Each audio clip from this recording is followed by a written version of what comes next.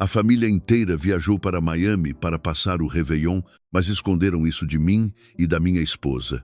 Minha mãe jogou uma nota de R$ 50 na mesa, deu um sorriso de deboche e disse: "Peguem isso para passar a virada." Imediatamente, tomei uma atitude que virou a família inteira de pernas para o ar. Meu nome é Caleb.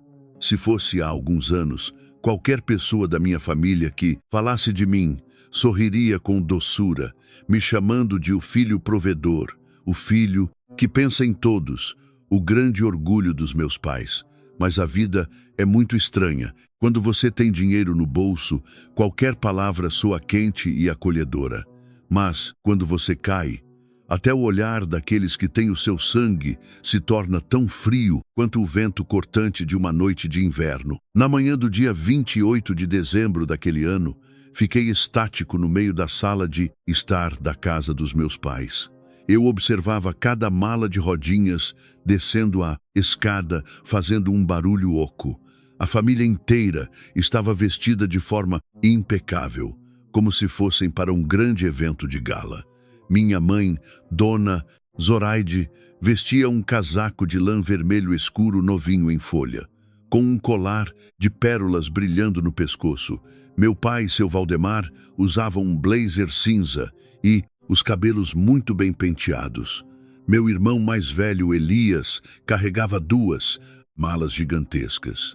E minha cunhada, Samara, enquanto borrifava um perfume caro, dizia aos 2 filhos pequenos: "Lembrem-se de tirar fotos bem bonitas lá fora, para a mamãe postar no Instagram, viu?" Eu estava parado ao pé da escada, segurando na mão o saco de lixo que tinha acabado de tirar da cozinha. Lisbela, minha esposa, estava de pé atrás de mim. Ela vestia um suéter bege velho e suas mãos ainda cheiravam a detergente. Ela olhou para a cena à nossa frente e depois olhou para mim. Seus olhos misturavam choque e uma tristeza profunda. Ninguém havia dito meia palavra para mim ou para minha esposa. Nenhuma pergunta, nenhuma conversa. A família inteira havia preparado secretamente uma viagem para Miami, na Flórida, para as festas de fim de ano, deixando apenas eu e minha esposa para trás, como se fôssemos 2 mobílias velhas e inúteis naquela casa. Com a voz embargada, perguntei: "Pai, mãe, para onde a família toda está indo com tanta bagagem?" Minha mãe me lançou um olhar de esguelha. Um olhar tão gélido que me deu a sensação de não ser o filho dela, mas sim um empregado que, por acidente, estava atrapalhando a passagem. Ela deu um sorriso cínico. "Vamos passar o Réveillon em Miami. Achou que a gente ia para a feira com esse monte de mala?" Fiquei paralisado. "Miami? Por que ninguém falou nada com a gente?" Minha cunhada, Samara, deu uma risadinha baixa, cobrindo a boca com a mão, mas sem conseguir esconder o ar de deboche. "Nossa, Caleb, que pergunta engraçada. A gente reservou essa viagem faz tempo. E além do mais, viajar para fora custa caro. Não é qualquer um que pode ir a hora que quer." Cada uma daquelas palavras cravou no meu peito como uma faca. Eu era o homem que havia pagado a reforma daquela casa inteira. A geladeira daquela cozinha fui eu quem comprou. A máquina de lavar moderna na área de serviço fui eu quem trocou. O jogo de sofás onde o meu pai estava sentado para receber as visitas no fim de ano também foi pago com o dinheiro do meu suor e da minha esposa. E de repente, só porque os meus negócios haviam fracassado, eu havia me tornado alguém que não pode ir a hora que quer. Alguns meses antes, a pequena fábrica de utilidades domésticas que eu e minha esposa tínhamos sofreu um baque terrível.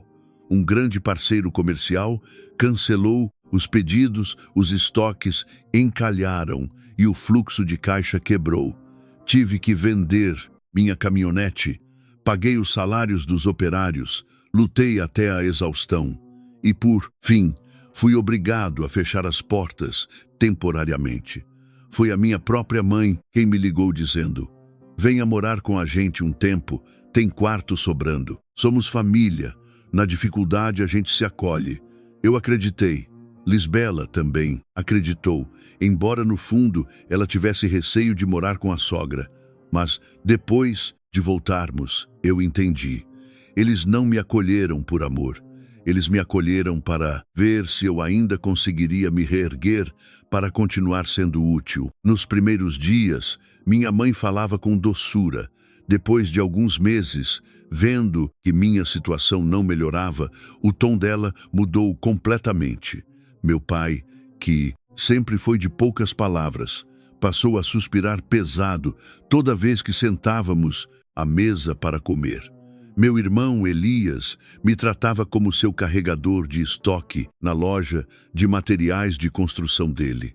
E minha cunhada ordenava que a minha esposa limpasse a casa, lavasse a louça e fizesse a comida como se fosse uma obrigação natural de uma empregada. E naquela manhã tudo ficou dolorosamente claro. Minha mãe abriu a bolsa nova, tirou uma nota de R$ 50 lisinha. Ela não entregou na minha mão. Ela jogou a nota em cima da mesa de centro de vidro, que fez um som seco. Ela deu um sorriso de desdém. Peguem isso aí para passar a virada de ano. Já que vocês dois não estão ganhando um tostão furado, comam algo simples em casa mesmo. Não fiquem inventando moda. E já que vamos viajar, lembrem-se de trancar bem as portas e cuidar da casa. Olhei para a nota de R$ 50 largada, solitária, sobre a mesa. Aquele era o valor que a minha mãe usou para precificar o feriado do próprio filho. Aquele era o preço que ela colocava na dignidade do filho, que por essa mesma família nunca poupou um único centavo. Atrás de mim, Lisbela estremeceu.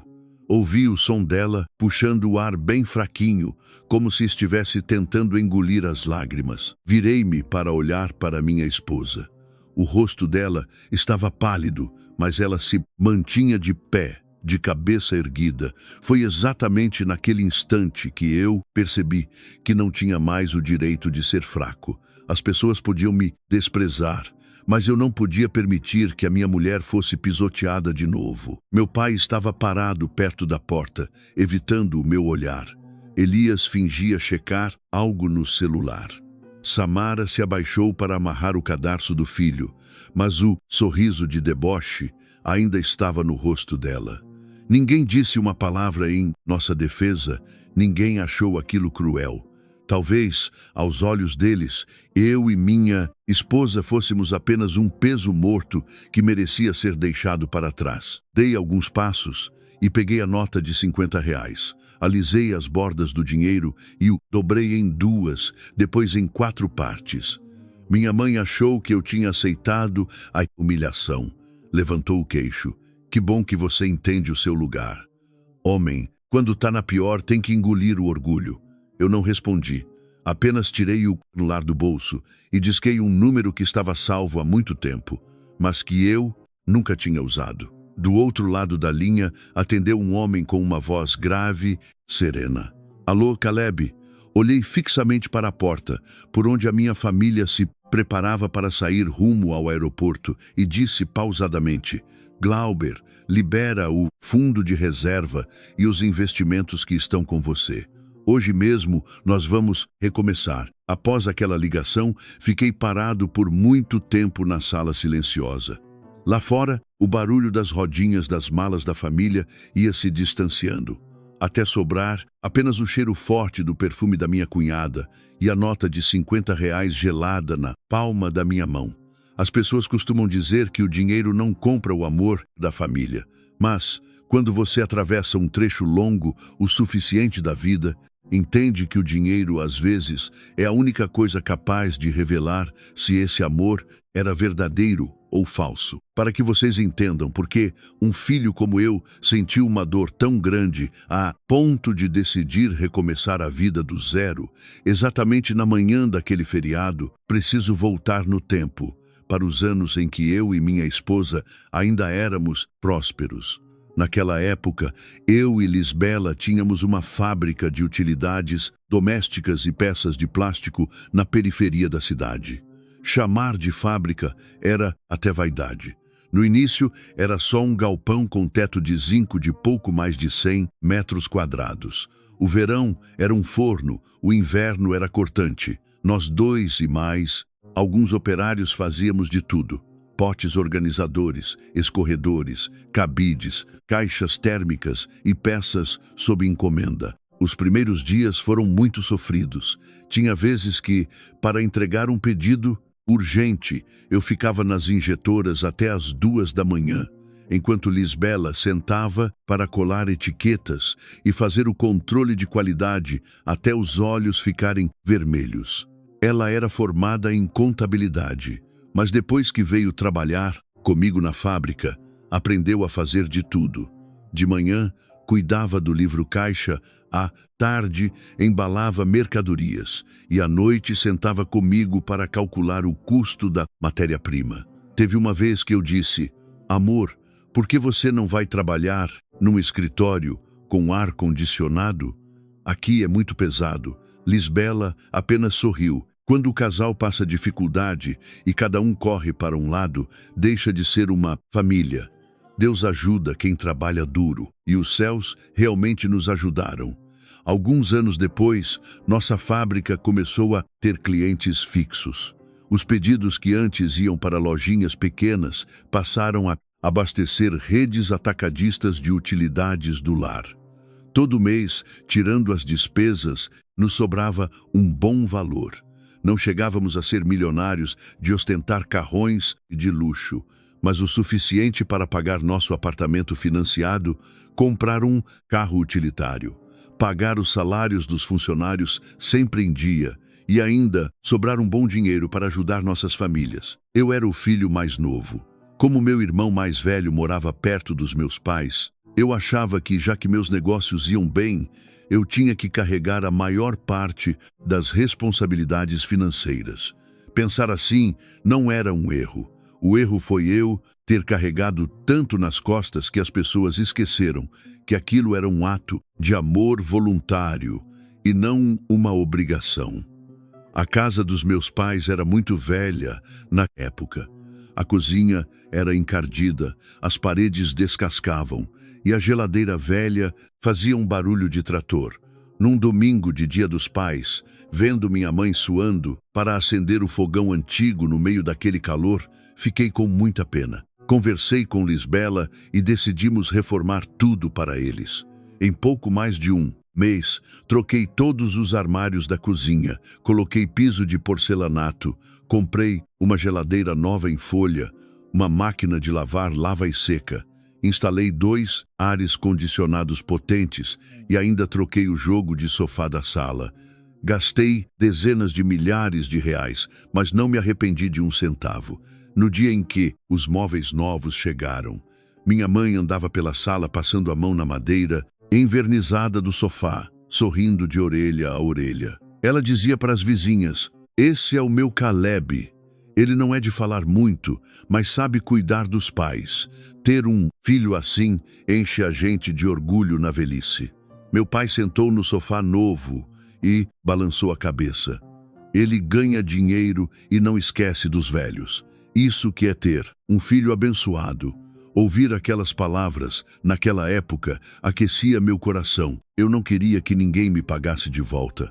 Só queria ver meus pais felizes. Meu irmão mais velho, Elias, tinha uma loja de materiais de construção e ferragens. Ele não era preguiçoso, mas era muito impulsivo. Trabalhava sem planejamento, comprava estoque no calor do momento. Vendia muito fiado e sempre vivia com o fluxo de caixa estrangulado. Muitas vezes ele ia me procurar com um sorriso sem graça. "Caleb, irmão, me empresta um dinheiro para reforçar o estoque para o fim de ano. Passando a temporada, eu te pago." Às vezes eram 10 mil reais, às vezes eram 30 mil reais. Eu sempre transferia, nunca exigi nota promissória, nunca cobrei juros. Lisbela sabia de tudo. Uma vez ela me alertou delicadamente: "Ajudar o seu irmão é bom, mas vocês deveriam ter as coisas anotadas para o bem dos dois." Eu ignorei. "É meu sangue, amor. Fazer papelada, para quê? só vai criar inimizade. Minha cunhada, Samara, naquela época era mais doce que mel. Toda vez que eu levava presentes, ela sorria de fechar os olhos.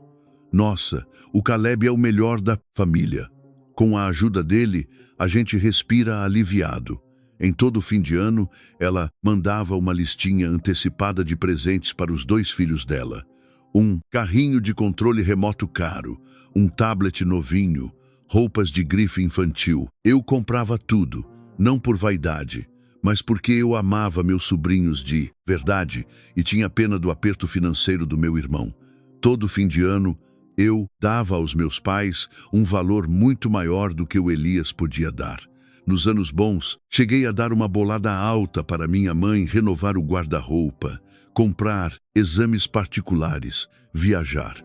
Minha mãe segurava o dinheiro com lágrimas nos olhos. Caleb, no fim da vida, eu e seu pai só temos vocês para nos socorrer. Eu apenas baixava a cabeça e dizia: se vocês estiverem com saúde, já estou em paz. Lisbela nunca me colocou em saia justa. Mesmo sabendo que eu gastava muito com a minha família de sangue, ela sempre manteve a postura respeitosa. Uma vez a vi olhando as planilhas da nossa poupança e o valor havia diminuído bastante. Perguntei se ela estava chateada. Lisbela balançou a cabeça. Ser bom para os pais eu não critico. Só espero que no dia em que a gente precisar, as pessoas se lembrem de como fomos bons com elas. Na época, ouvi isso e deixei para lá. Mal sabia eu que, no futuro, aquela frase cairia sobre a minha cabeça como uma marretada. Mas foi durante esses anos de fartura que tomei uma atitude sábia. Silenciosamente, criei um fundo de emergência, um caixa de investimento no nome da Lisbela, gerenciado pelo Glauber, um grande amigo nosso e consultor financeiro. Eu separava pequenas quantias a cada grande contrato. Não usava esse dinheiro para comprar carros de luxo, nem para ostentar. Era só um fundo de proteção, caso a fábrica tivesse um baque. Eu não contei aos meus pais, muito menos ao Elias, porque eu sabia muito bem que, na família, dinheiro que aparece, logo vira dinheiro de todo mundo. Eu disse a Lisbela: essa é a nossa rota de fuga. Só vamos tocar nisso numa emergência extrema. Naquele momento, achei que estava apenas sendo prudente nos negócios. Não imaginava que mais tarde esse mesmo dinheiro seria a boia de salvação da nossa dignidade.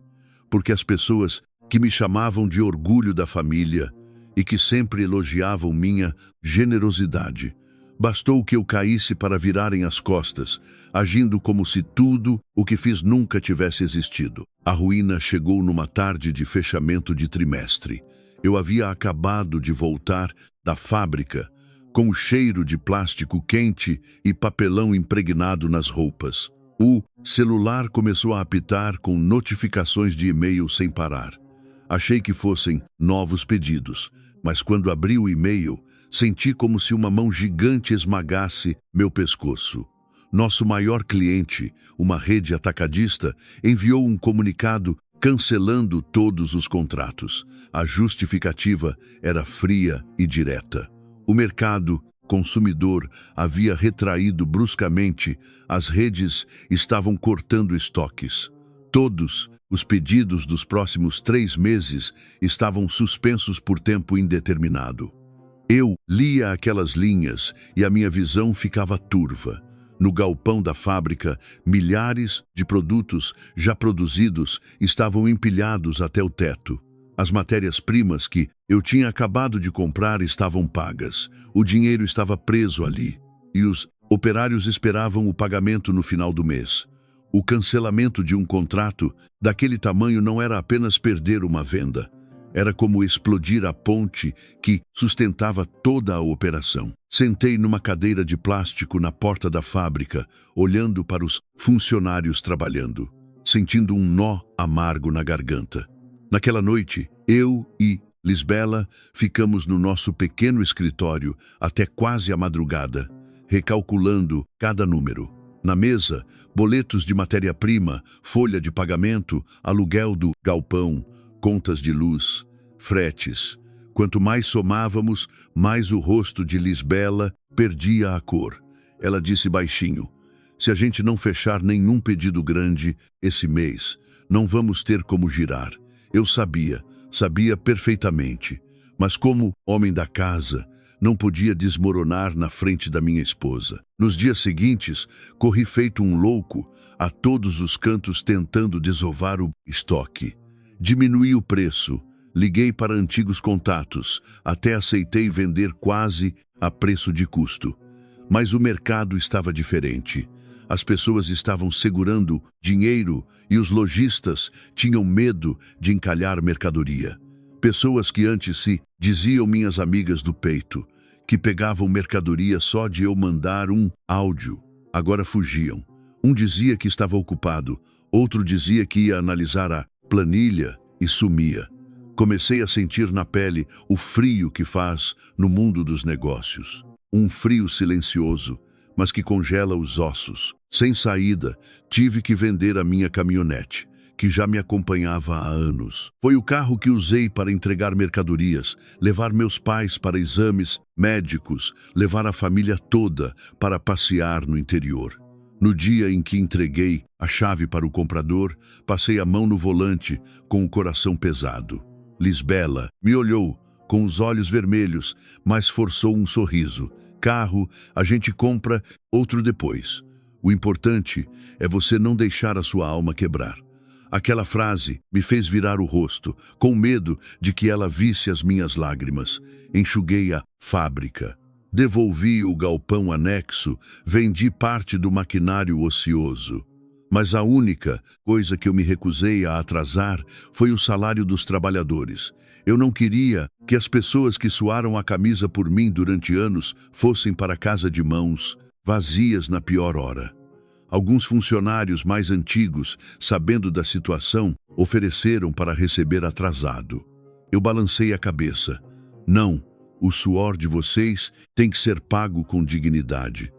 Eu posso perder a fábrica, mas não a minha palavra. Falar é fácil, mas à noite eu encarava o teto do nosso apartamento sem pregar o olho até o dia clarear.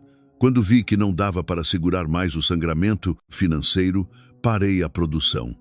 Os portões da fábrica se fecharam numa tarde sem vento. Os funcionários foram saindo um a um. Alguns apertaram minha mão, outros abaixaram a cabeça, tristes. Fiquei parado diante da velha placa da fábrica, sentindo como se eu mesmo tivesse trancado as portas da minha própria vida. Lisbela veio até mim, segurou minha mão e disse muito baixinho: dinheiro há, gente ganha de novo, desde que não percamos um ao outro. Apertei a mão da minha esposa com força. No meio de todo aquele caos, ela era a única âncora que me impedia de afundar de vez. Exatamente no nosso momento mais sombrio, minha mãe me ligou. A voz dela pelo telefone era pura compaixão. Caleb, ouvi do seu irmão que a sua fábrica está com problemas. Vocês não precisam forçar a barra.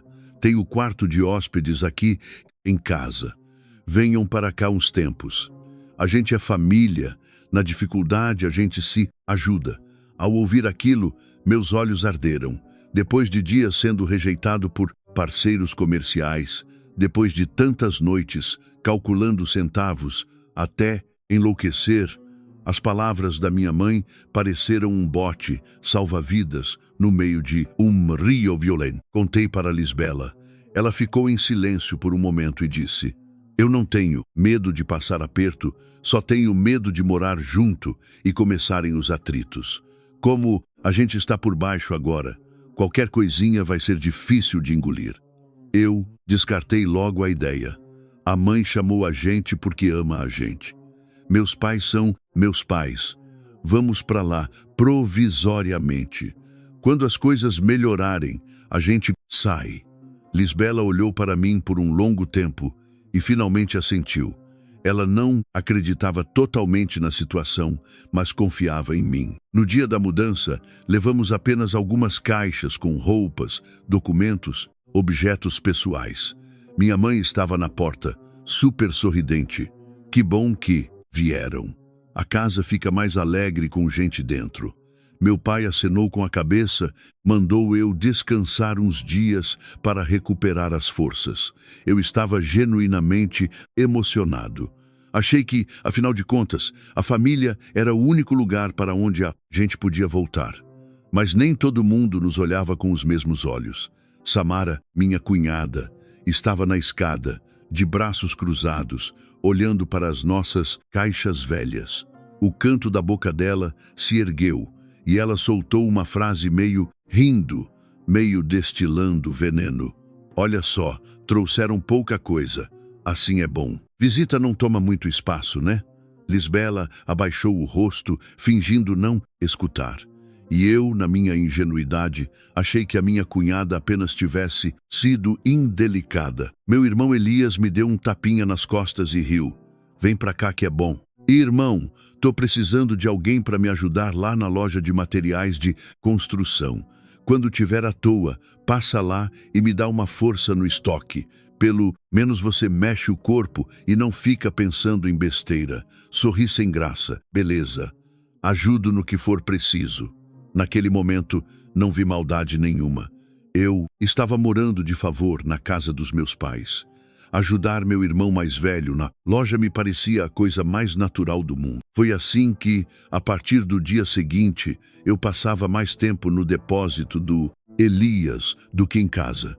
No início, ele pedia para eu ajudar com coisas leves, mas, logo, qualquer trabalho braçal caía no meu colo. Eu acordava cedo para descarregar cimento e caixas pesadas do caminhão. Ao meio-dia, saía dirigindo a picape dele para entregar pedidos nos bairros próximos. À tarde, eu batia o estoque, arrumava as prateleiras pesadas e conferia o livro de devedores. Teve um dia em que choveu muito e eu fui entregar sacos de argamassa debaixo de um temporal. Voltei para a loja ensopado até os ossos. Elias mal olhou para mim e apontou para o chão. Aí, Caleb, depois tu passa um rodo nesse chão aqui. O pessoal entra com lama e suja a loja toda. Eu não tenho medo de trabalho braçal.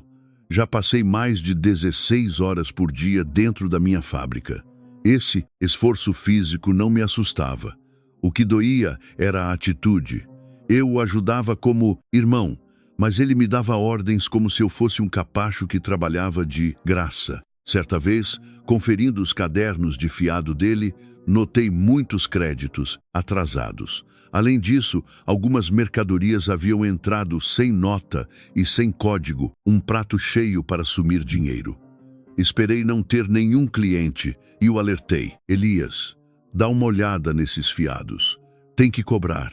E as entradas precisam de código, senão no fim do mês falta dinheiro no caixa e tu não sabe de onde. Elias, que estava jogando no celular, levantou a cabeça num solavanco. Tu tá querendo me ensinar a trabalhar agora? Respondi com calma.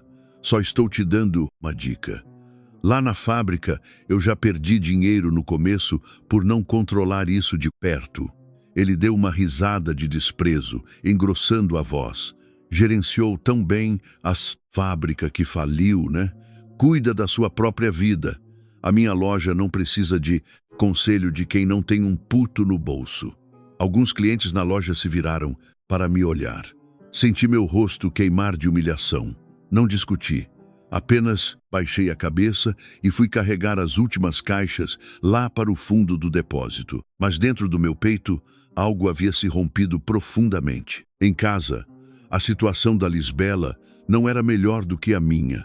Antes, ela era a mulher que gerenciava as contas, que negociava com clientes e comandava os operários junto comigo. Agora, aos olhos de Samara, a minha esposa era apenas a pessoa que morava de favor e que devia gratidão.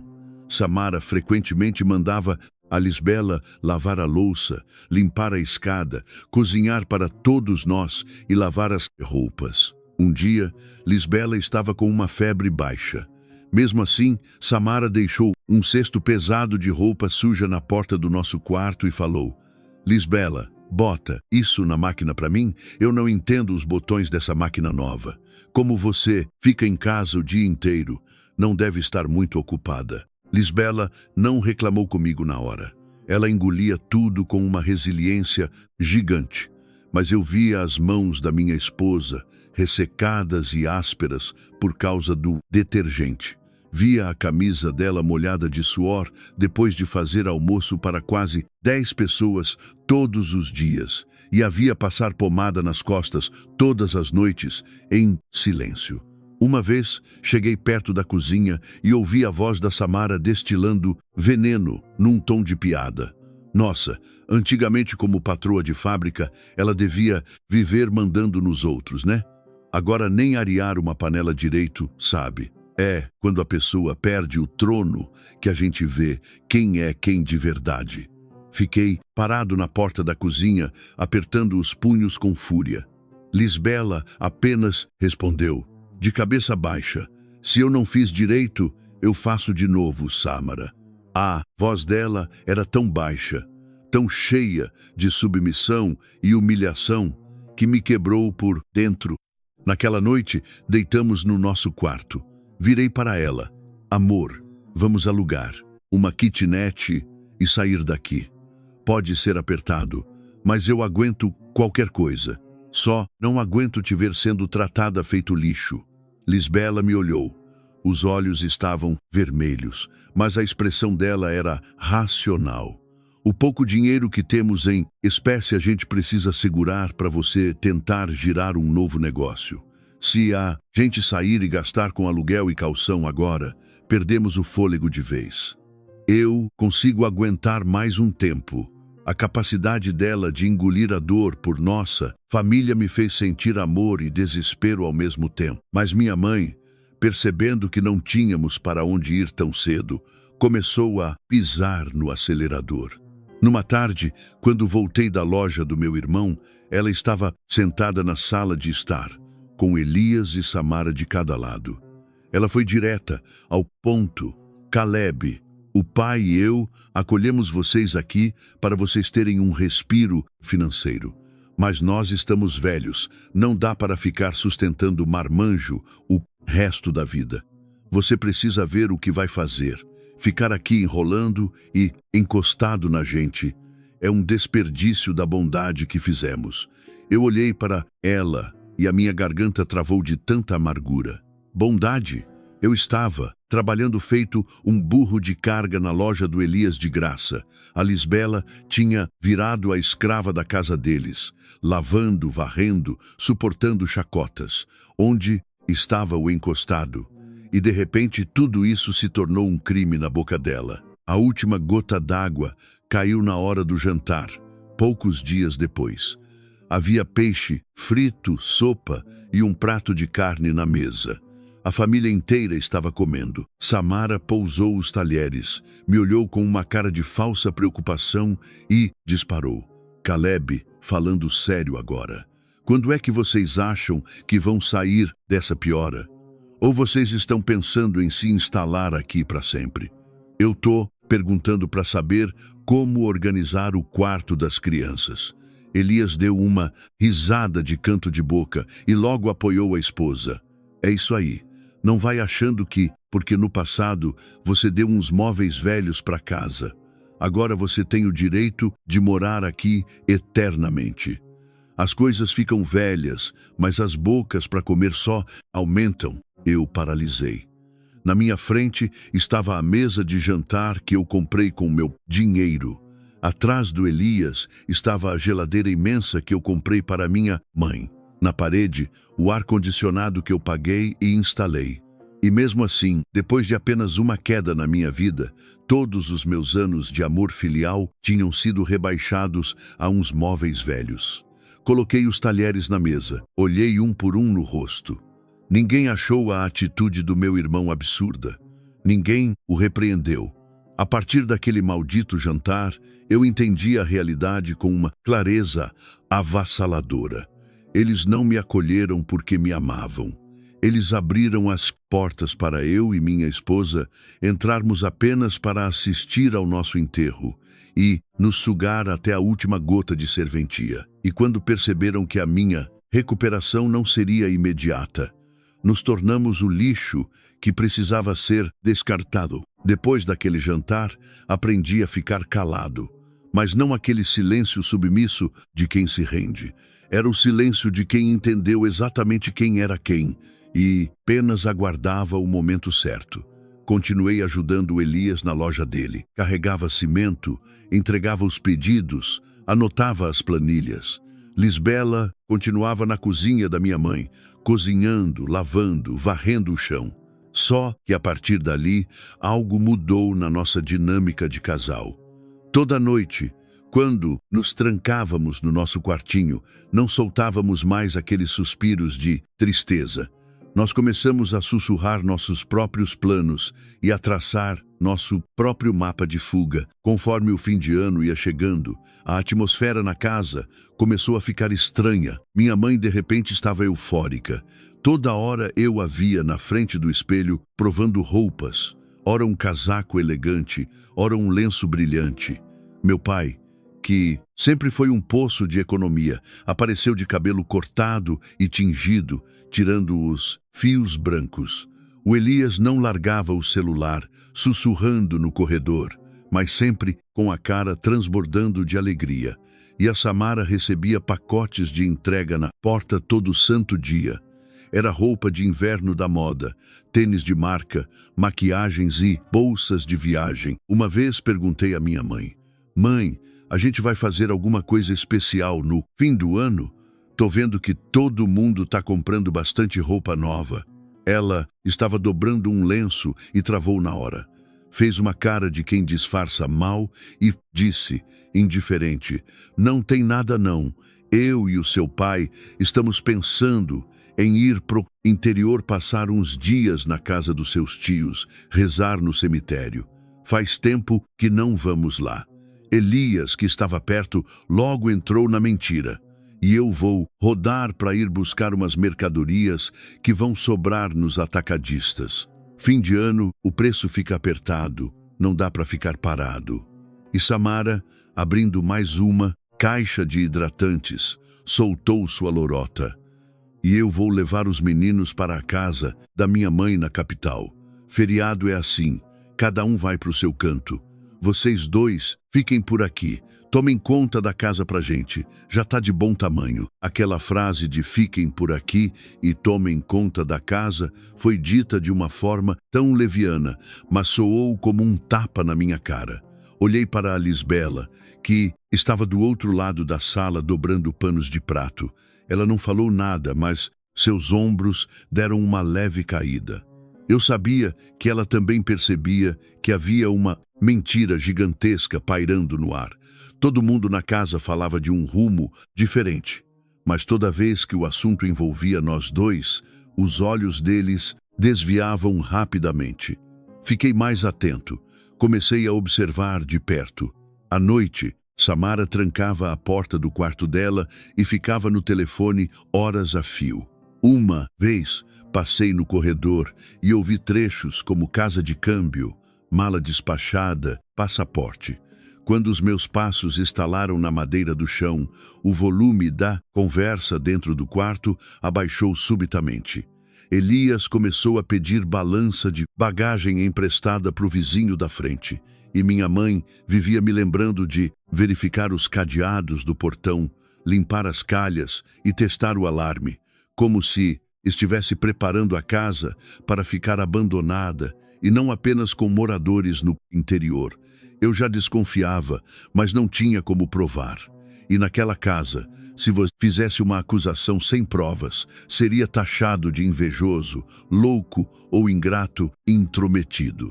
Então, apenas calei a boca e esperei. Até que chegou a noite do dia 27 de dezembro. Todos já tinham jantado e se trancado nos seus quartos. Lisbela havia ficado na cozinha arrumando a louça. Eu estava no quintal, lavando umas caixas de papelão que sobraram do lixo, quando ouvi a voz dela me chamar num sussurro muito urgente da porta dos fundos. "Caleb, vem aqui, rápido." Perto da lata de lixo da sala, segurando um papel amassado. Ela estendeu o papel para mim. Achei isso jogado no fundo do cesto da sala. "Acho que não é lixo", qualquer. Desdobrei o papel. O canto estava rasgado, mas o que estava impresso ali era claro como a luz do sol. Roteiro de viagem, Réveillon em Miami, Flórida. Pacote de 7 dias e 6 noites. Saída, 28 de dezembro. Retorno, 3 de janeiro. Logo abaixo, a lista de passageiros. Eu fui lendo os nomes e meu sangue foi se tornando gelo nas minhas veias. Seu Valdemar, Dona Zoraide, Elias, Samara, os 2 filhos deles e os pais da Samara. No total, 8 pessoas. Não havia o meu nome. Não havia o nome da Lisbela. Fiquei paralisado, olhando para o papel por uma eternidade. Lisbela me olhava de volta com os lábios cerrados, se esforçando para não desmoronar. Ela não precisava me perguntar nada. A verdade, e suja, já estava toda exposta ali. Eles não iam para o interior. Não iam buscar mercadoria. E muito menos iam apenas visitar a família. A família inteira estava indo curtir o Réveillon em Miami, nos Estados Unidos. Eles arquitetaram isso no mais absoluto silêncio. Pagaram tudo no silêncio. Se esbanjaram comprando roupas de luxo no silêncio. E o plano final era deixar a mim e a minha esposa trancados na casa, servindo como cachorros de guarda não remunerados, enquanto eles ostentavam a riqueza no exterior com a família da nora amada. Dobrei o pedaço de papel rasgado e coloquei no bolso da minha camisa. Lisbela, sussurrou, a voz quebrada. Você vai perguntar isso para sua mãe amanhã? Olhei para as escadas, onde a luz fraca do corredor iluminava a sombra da porta do quarto dos meus pais. Respondi friamente: não, vamos esperar amanhã de manhã e ver como eles vão agir com a gente. Mas, na verdade, na manhã seguinte, eles não se deram nem ao trabalho de dar qualquer explicação. Eram umas 6 da manhã e a sinfonia das rodinhas de malas, deslizando pelo piso, começou a ecoar pela casa. Abri a porta do nosso quartinho e saí no corredor. Todos já estavam impecáveis, cheirando a roupas novas, calçando sapatos que reluziam, enquanto o cheiro de perfume caro lutava contra o cheirinho gostoso da expectativa e ansiedade das crianças que não paravam quietas.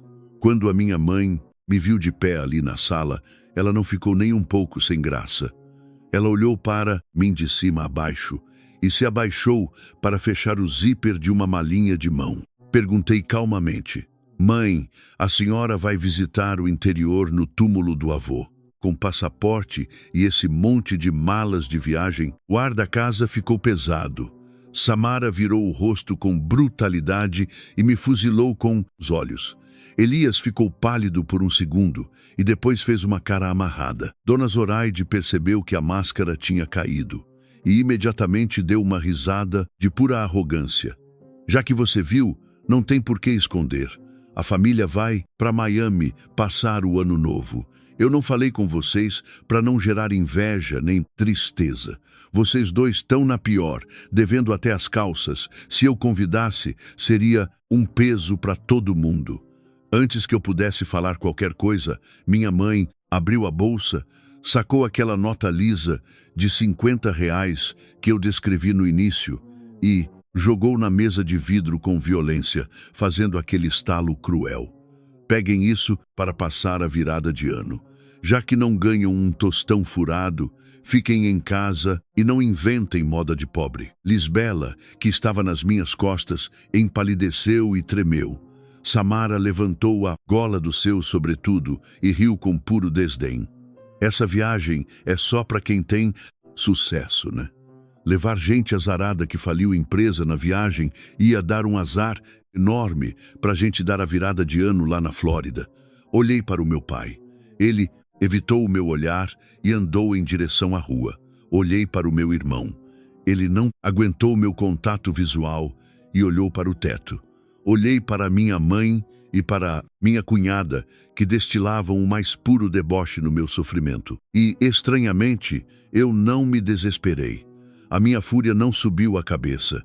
Pelo contrário, Toda aquela fúria virou uma lucidez tão afiada e cortante que chegou a me assustar. Eu me abaixei, peguei aquela nota asquerosa de R$ 50 e coloquei no bolso. E em seguida fiz a ligação para o Glauber, meu amigo investidor, na frente de todo mundo, ordenando que ele liberasse o meu fundo secreto para recomeçar o meu negócio imediatamente.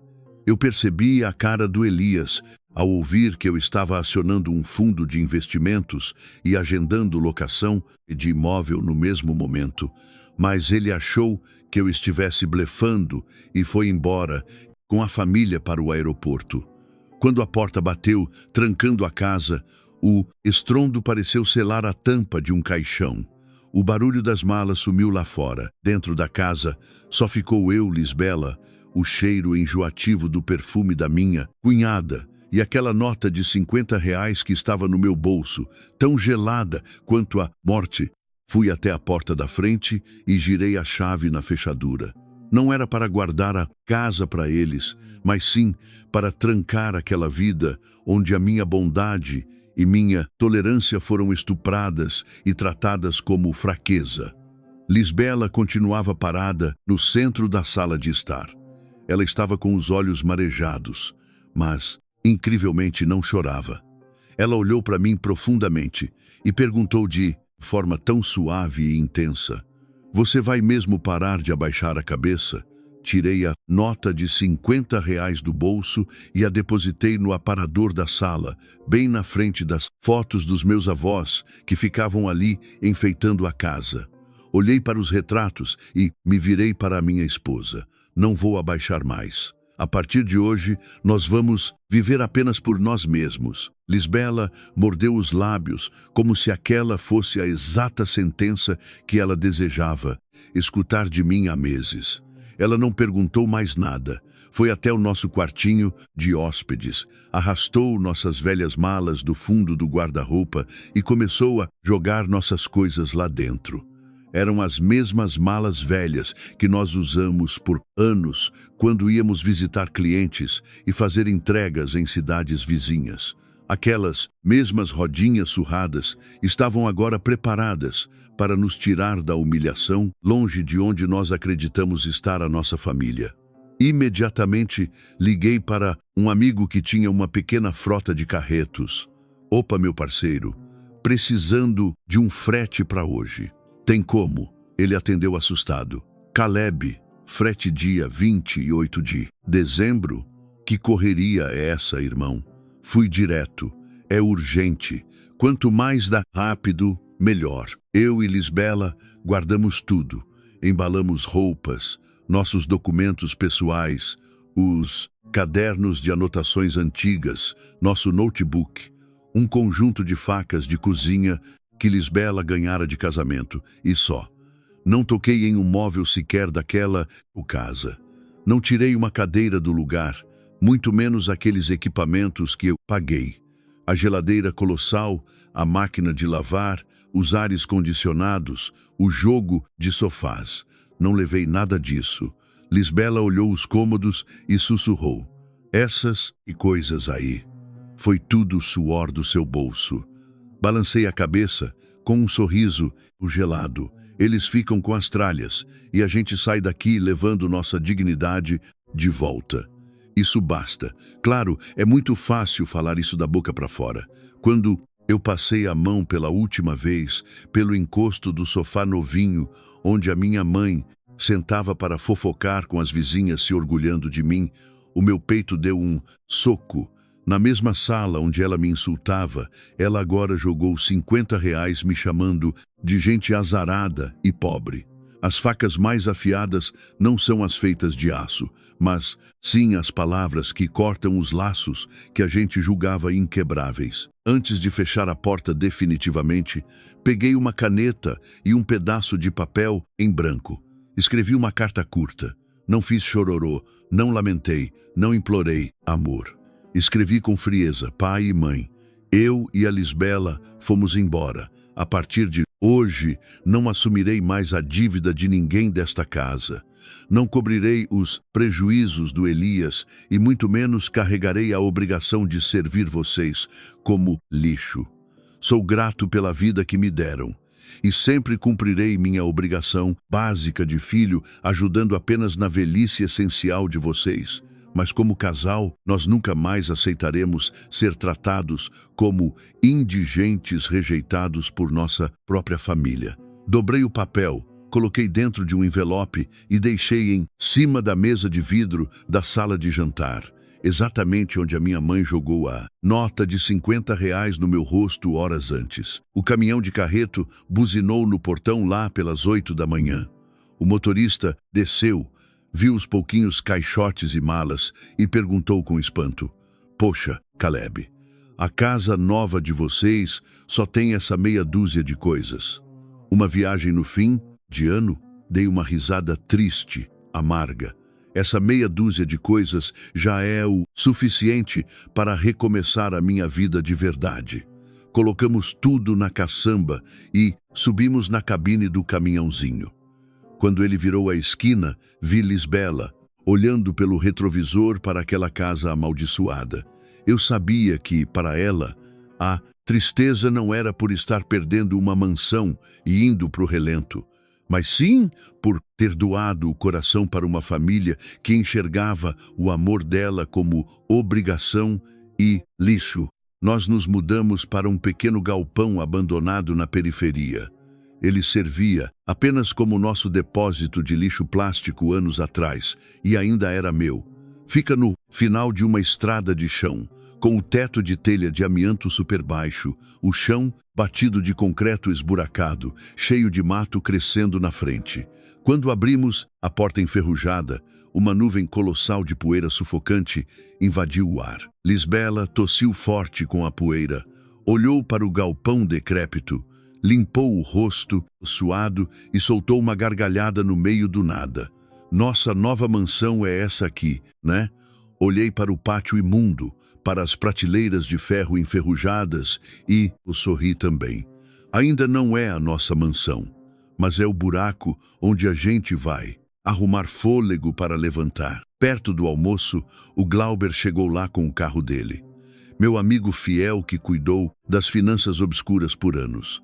Ele bateu a porta do carro e botou uma pasta preta de couro em cima de uma mesinha manca que a gente limpou às pressas. Abriu os papéis da carteira de investimentos e das contas de depósito, fundos, conservadores, títulos, reservas atreladas e liquidez imediata. Total, quase R$ 500.000 na nossa conta bloqueada que agora estava livre. O dinheiro estava intocável, tudo limpo, transparente, gerido com precisão. E tudo estava no nome da Lisbela, como proteção contra execuções do meu CNPJ fracassado na época. "Lisbela", Glauber disse sério, "fiz tudo do jeito que o seu marido ordenou desde o começo. Se precisarem assinar a papelada para girar a quantia total, os recursos pingam na sua conta à tarde, sem falta." Lisbela, chocada com aquele mar de papéis comprovando a riqueza, virou o rosto para mim com os olhos arregalados, lágrimas explodindo na cara de perplexidade.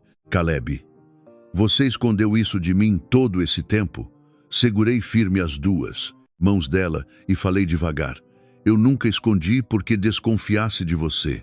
Eu escondi porque era o nosso bote salva-vidas contra todos. Eu tinha um medo assombroso de quebrar de vez e arrastar você para a sarjeta. Era nossa rota de emergência que só seria aberta num incêndio catastrófico." Ela chorou soluçando, respirou com dificuldade, e a compreensão divina desabou sobre seus ombros. "Você guardou a vida da nossa família inteira e o nosso futuro. Você me salvou." Aquela declaração vinda da minha esposa aliviou minha alma com mais força do que 100 discursos de superação de youtubers motivacionais. Sem perder tempo, à tarde, já convoquei uns rapazes autônomos para ajudar na faxina, liguei para um eletricista arrumar o padrão e chamei o dono das injeções de plásticos usados que trabalhava comigo anos atrás. Eu não queria ficar afundado no ódio dentro da poeira. Eu não queria que a viagem internacional e luxuosa da família que me humilhou tivesse a audácia de festejar enquanto eu estivesse no buraco. Eu ia transformar o meu fim de ano e reviver aquilo que eles julgavam estar morto para a eternidade. Na hora que eu limpava e escorava as estantes, o Glauber voltou apressado do telefone. Caleb, tem aquele ponto comercial fantástico, lá na Zona Leste, perto do Atacadão. Ele tem galpão no fundo para a operação da fábrica e a loja enorme para vitrine. O dono, seu Macedo, está desesperado por inquilinos que paguem à vista. Mas é urgente. Tem um cara interessado que pediu prazo até depois do Réveillon. O coração bateu que nem tambor.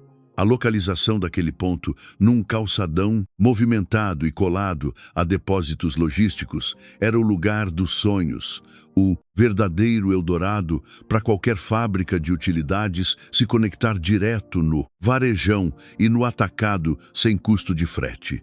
Vamos lá ver isso agora. Disparei. Glauber, se for bom, a gente assina e faz o Pix hoje ainda. E enquanto eu dizia isso, eu não pude ignorar a expressão no rosto do meu parceiro. Cara, Glauber hesitou e abaixou a voz. Aquele cara interessado que pediu prazo pro dono até depois do Réveillon é um tal de Elias. Parece que ele queria expandir a loja de ferragens dele lá, mas queria a reserva sem botar nenhum puto de calção, porque diz que precisou bancar viagens de fim de ano. Deus do céu, tudo começou a fazer sentido no meu cérebro explodindo. Naquela mesma manhã do dia 29 de dezembro, enquanto todo o comércio do país se preparava para baixar as portas para os brindes de Réveillon, eu e a Lisbela, unidos do Glauber e dos contratos, fomos direto à grande loja comercial, galpão abandonado perto do Atacadão. Seu Macedo nos recebeu desconfiado. De chaves na mão, cruzou os braços em sua idade já madura e reclamou. Aviso logo a vocês. Tem muito papinho nessa região. Todo mundo fala bonito que vai alugar, mas na hora de assinar o contrato some. Um picareta ontem pediu um prazo até janeiro, mas até lá eu levo um prejuízo enorme com o aluguel de IPTU. A estrutura era impecável. Um espaço grandioso na frente e o depósito ao fundo, robusto o bastante para as minhas máquinas. Cabeamento elétrico trifásico próprio, um paraíso. Lisbela percorreu todo o local tirando fotos e filmando com o celular. Ela vinha aos sussurros e murmurava nos meus ouvidos os planos de organização de como os corredores poderiam fluir ali. Em seus olhos, o desespero e a humilhação das últimas semanas, limpando os chãos na casa do meu irmão, haviam sido dizimados. O orgulho da Lisbela, que eu amava, tinha retornado feroz. Virei-me para seu Macedo. Vamos assinar. A gente deposita agora um ano completo e calção garantida. Tudo na conta. Quero a cópia hoje à tarde para enviar meu mestre de obras começar amanhã. Seu Macedo perdeu a compostura ranzinza. Caiu numa risada sincera. Baita cara homem, bicho. Tá fechado. Não gosto da galera, do Embromation. O ponto é de vocês. O negócio desceu, e quando as chaves geladas caíram no centro da minha mão calejada.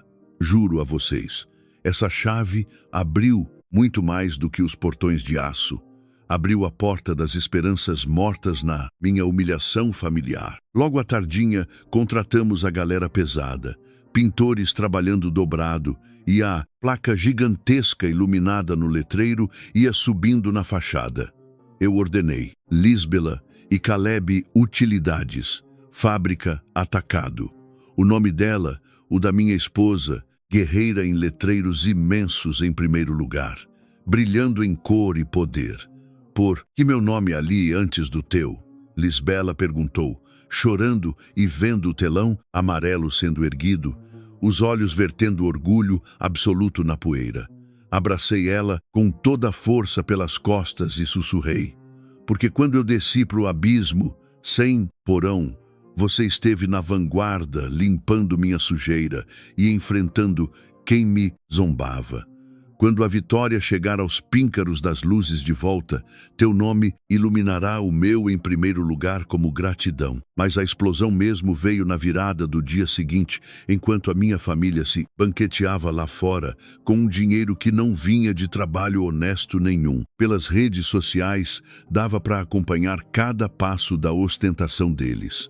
Na noite do dia 29, em Miami, minha família e os sogros do Elias foram jantar numa churrascaria de luxo, com carnes caras e tudo iluminado.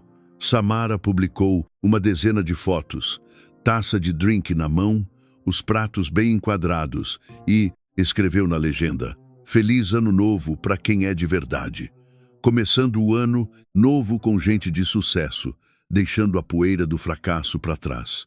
Recadinho pros azarados. Vida de rico não espera ninguém." Olhei para o celular e só ri com nojo. A necessidade deles de rebaixar quem eles achavam que já estava no chão parecia não ter limite. Só que a festa não durou nem uma hora. Por ironia do destino, o Elias recebeu no WhatsApp uma mensagem de um corretor de imóveis conhecido da região do Atacadão, o mesmo que sempre espalhava fofoca no bairro. Ele mandou uma foto bem nítida, a placa recém-instalada na fachada do galpão: Lisbela e Caleb, utilidades. E escreveu, com aquele tom de quem adora ver desgraça alheia: "Opa, Elias, não foi você que pediu prazo até janeiro para o seu Macedo, para alugar aquele ponto? Pois é, seu irmão chegou depois de você e fechou tudo à vista. A loja já é dele." Miami virou um caos. A foto da placa com o meu nome estragou o jantar de todo mundo. Elias bateu com o punho na mesa e quase derrubou os pratos. Depois eu soube, pelo meu próprio pai, do vexame que aconteceu ali no restaurante. "A culpa é sua, Samara. Eu avisei que a gente não devia gastar tudo nesse turismo de luxo", gritava meu irmão, na frente de todo mundo. "Eu ia dar o sinal de 100 mil reais naquele ponto comercial. Mas você quis torrar tudo nessa viagem para se exibir para os seus pais. Agora o Caleb pegou o espaço com um dinheiro que nem sei de onde tirou. E o meu futuro comercial foi para o espaço." Samara não ficou quieta. "Não vem jogar a culpa em mim. Você que ficou rindo lá no portão, torcendo para eu humilhar o seu irmão falido. A culpa é sua, que não quis fechar o contrato e preferiu ficar de banda." As crianças começaram a chorar assustadas. Os pais da Samara ficaram sem graça. E minha mãe, dizem, quase engasgou de tanto choque. Ela tentou me ligar por vídeo várias vezes naquela noite. Eu não atendi. Não tinha mais paciência para escutar desculpas. Só mandei uma mensagem com uma foto. A nota de 50 reais amassada, do jeito que ela a jogou em cima da mesa. Escrevi: "Mãe, muito obrigado pela lembrança. Eu e a Lisbela estamos aproveitando a nossa festinha de pobre aqui, comemorando a inauguração da nova fábrica com o mesmo dinheiro e o mesmo carinho que a senhora nos deixou. Espero que aproveitem bem o resto da viagem." Depois disso, os posts sumiram das redes, silenciosamente, um por um. Enquanto isso, eu vivi os 3 dias mais cansativos e, ao mesmo tempo, mais gratificantes da minha vida. Assim que o galpão abriu as portas, funcionários antigos, gente que trabalhou comigo nos tempos bons, começaram a aparecer, oferecendo o próprio trabalho. Jurandir foi o primeiro a chegar, sorrindo, pronto para assumir de novo a bancada das injetoras. Dona Neide veio cuidar da copa e da expedição. "Onde tem um patrão que paga direito e não engana ninguém, a gente aparece", disse ela, arrumando as próprias coisas. "A gente sempre confiou no seu jeito de trabalhar, Caleb." Voltamos com a maior vontade. Lisbela assumiu as contas e a parte administrativa, do jeito que sempre soube fazer. No dia 1º de janeiro, até o seu Osvaldo, um lojista grande da região, apareceu para me visitar. Deu um tapinha nas minhas costas. "Rapaz, gostei do que vi. Prateleira organizada, processo em dia, sem enrolação. Manda uns 30 fardos de amostra pra gente. Que a confiança no seu nome sempre foi grande. Fechamos o pedido em poucos minutos e senti finalmente que as coisas estavam voltando a fazer sentido. Mas nem tudo era só recomeço. Um dia, no horário de descanso, Jurandir se aproximou de mim com uma cara preocupada. Patrão, eu preciso te contar uma coisa. Antes da fábrica velha fechar, teve muita coisa estranha acontecendo por trás. O Elias andava espalhando histórias para prejudicar a gente. Ele me contou, com detalhes, o que tinha ouvido. O meu irmão, com inveja do meu sucesso, foi atrás do dono da rede atacadista, que era o nosso maior cliente, e plantou boatos de que a nossa fábrica usava matéria-prima de origem duvidosa e tinha problemas de qualidade escondidos. Foi ele quem convenceu o parceiro a cancelar os pedidos. Tudo para me tirar do caminho e ficar sozinho como o filho de sucesso da família. Senti um frio na espinha, mas dessa vez a minha raiva não veio como um estouro. Veio fria, organizada, do jeito que eu sei lidar com problema de negócio. Não ia resolver aquilo aos gritos. Chamei o meu advogado e o Glauber e começamos a juntar tudo. As mensagens que o Jurandir tinha guardado, os depoimentos de outros que também foram procurados pelo Elias e as provas das publicações falsas que a Samara vinha fazendo nas redes, insinuando que a minha empresa vendia produtos de má qualidade e que eu só queria aplicar um último golpe na Lisbela. Era mentira sobre mentira, mas mentira que já estava rodando pela cidade e podia manchar meu nome de novo. Assim que a família voltou do desastre em Miami, porque a viagem, no fim, também tinha sido um rombo nas finanças deles, marquei um encontro. Fui direto, sem gritar, sem fazer cena. Escolhi uma padaria tranquila, perto de casa, de manhã cedo. Fui com a Lisbela e o Glauber, com os documentos em mãos. Quando cheguei, encontrei minha mãe pálida, de olheiras fundas, meu pai, com a cara de quem já sabia que vinha bronca, o Elias vermelho de raiva, contida, e a Samara tentando parecer discreta, sem os escândalos de sempre. Não levantei a voz. Tirei do bolso a mesma nota de R$ 50, ainda amassada, e coloquei em cima da mesa. Essa nota foi o preço que vocês colocaram na minha dignidade, falei, olhando um por um. Vocês riram da nossa desgraça, fizeram a Lisbela trabalhar como empregada. E ainda por cima, o Elias andou espalhando mentiras sobre a minha fábrica para me derrubar. Mas aqui está tudo gravado. Toquei o áudio na frente do meu pai.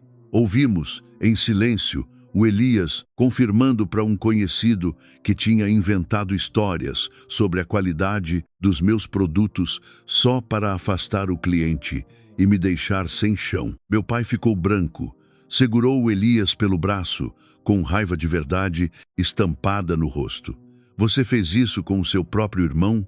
Minha mãe começou a chorar, sem conseguir olhar para mim. Elias tentou se defender aos gritos. Eu fiz isso para garantir o meu sustento. Vocês não entendem a pressão que eu vivia. Mas ninguém ali tinha mais paciência para justificativa. Vocês têm 48 horas. Falei num tom firme, mas sem ódio. Apaguem qualquer comentário ou publicação que tenha manchado o nome da Lisbela ou da fábrica. Se precisar, publiquem uma retratação. Depois disso, cada um segue o seu caminho. Olhei para o meu pai, que parecia ter envelhecido 10 anos da noite para o dia. Eu não deixei de ser filho de vocês. Só não vou mais permitir que ninguém use a palavra família para nos pisar. Ele baixou a cabeça, concordando, e pediu que minha mãe parasse de chorar. Levantei da mesa e saí dali sem olhar para trás, sem alegria de vingança, só com a sensação de que, finalmente, tinha fechado aquele capítulo. Depois disso, tudo desabou para o lado deles. O Elias, sem crédito e sem clientes, teve que vender a própria caminhonete e fechar a loja de ferragens, que já vinha endividada havia tempo. As pessoas do bairro quando souberam da história completa, deixaram de confiar nele. Minha mãe, aos poucos, foi entendendo o tamanho do próprio erro. Quase 2 anos depois, ela apareceu na nossa fábrica, já bem maior do que no início. Tirou da bolsa um quadrinho simples, com aquela mesma nota de R$ 50 emoldurada dentro. Com os olhos cheios de lágrima, me entregou e disse: "Eu me arrependo, filho. Não sei se um dia você vai me perdoar de verdade, mas eu precisava te dizer isso com as próprias mãos." Lisbela, ao meu lado, segurou o braço da minha mãe com carinho, sem rancor guardado. Nunca mais construímos o nosso sucesso pensando em revanche. O que importava, no fim, não era destruir quem nos machucou, mas ter conseguido reerguer a nossa vida com dignidade e, principalmente, nunca mais deixar ninguém tratar o amor da Lisbela como se fosse uma obrigação. Fim.